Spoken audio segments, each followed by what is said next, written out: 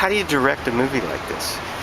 Well, in some ways, the actual direction of the filming, we just let it run itself, and I think that's the beauty of the film. It's very natural. It's like the cameras weren't there. But obviously we decided on certain things. We wanted it to be all filmed in the moment, so we didn't sort of sit people down and do talking heads at the end of the day. We said, okay, the camera's going to be a kind of third eye there, and that we would have, if we wanted to record interviews, they'd be conversations between people. And so we say, you know, during the event, just talk through what's happening and all of this. And it's given it a very natural feel. So I would brief the cinematographers at the beginning of the day and say, these are the things that are going to happen, just go out and film it. And also we would be tracking every single lion. That was one thing I said, that film every lion. No one knows which lion will be the star of this film. It can't be all 25. You give them each 3 minutes of screen time and you've got 75 minutes filled already. And some of them have more charisma on the screen. Exactly. Well, it was interesting because at the beginning I thought, this is really going to be about this lioness India. She was scared to come out and all of this. And in a way that was a very kind of conventional, like Animal Sanctuaries type TV series story. What do you do to lure out the lioness?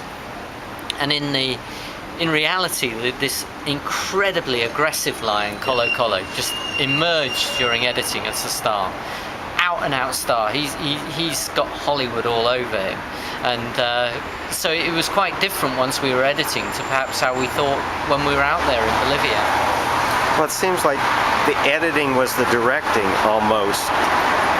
I think very much so, yeah. I mean, I began with Jan to sort of say, okay, I want this to be real time and to be like a live action film, more like a drama, and we kind of took our editing cues more from sort of action films, and you know, there's probably more Reservoir Dogs in it than a conventional documentary. But we built story blocks of what you could follow without having a voiceover kick in at all. And that began life as 240-minute edit, this epic edit of the Bolivia rescue. And then we just began saying, okay, that story's gone, and we'll compress it and we'll cut in and we'll make it tighter. And so that was how the process began. And did the camera work just follow the action, or did the action get modified because you were thinking about how the cameras were going to get it? I don't believe the action modified at all with the cameras. I mean, the cameras really did just follow, and sometimes they were back a bit, zoomed in. You know, they were pushed off. But I mean, even sort of planning the day before and say, no, okay. We really, because it's such a huge thing to be rescuing these animals, and it really is life or death. It's kind of like, there's a pivotal scene where we get a very difficult circus, and it's got 8 lions, it's in a very remote area, and really if we hadn't gone away from that circus with the lions those days, the operation would have fallen apart. So there was no kind of, okay, we're going to do it this way because it'll look good on camera and so on. And I think ultimately that's the beauty of the film. It feels authentic because it really is.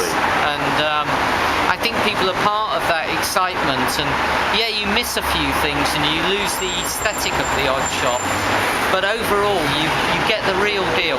People will be as close to what it's like on a frontline animal rescue watching this than they ever will be, much more so than a kind of reality TV show about this kind of thing. No, there was no dramatic narrator telling you what was happening step by step.